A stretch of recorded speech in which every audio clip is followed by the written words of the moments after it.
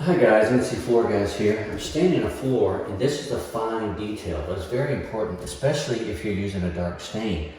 Now I'm staining the field, and I get to this complicated molding piece. Look at that edge. Now this has not been painted. The homeowner's going to pre-paint that, and is going to repaint that later. But what if you were putting down like a dark stain, like a mocha, and this was already fully painted? The homeowner doesn't want you to get paint on anything. Stain on anything except the floor. So you want to keep it off the base, off the walls, off the trim, off everything. And I've got my rag, which is kind of like a ball. I mean, you're ragging on, that's fine. But how do I get that by hand with this rag? Well, you could take a brush and brush that on, and that would work very well. But it's time consuming and you have to carry an extra brush. Another way to do it is to just take your rag, put a crease in it, fold it in half till you have a nice tight corner, and you can make it flat. Now, you also put your finger right on top of it. So you dip it in your stain, and when it's wet, you can just put your finger on that leading edge and run your finger right across that trim, get up in those corners, and boom. Always finish back in line.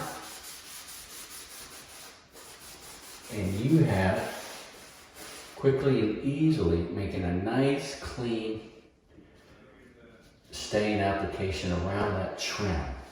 Then you dry it with a nice piece of dry. See, I got a nice clean dry rag right there, so it doesn't get smeared on the trim.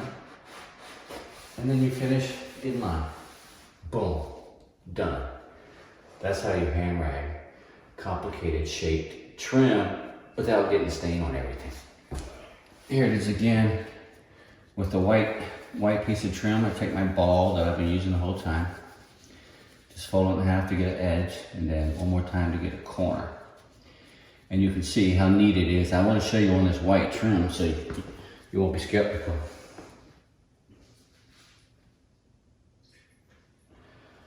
But you dip it in your stain, you put your finger on it, mass it flat, and then just run it right around there.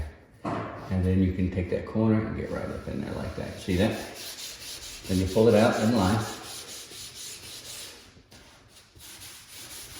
And then you're done with your ball. And then be sure you have a nice dry section to dry it right along there, so you don't get stain from the rag onto the trim.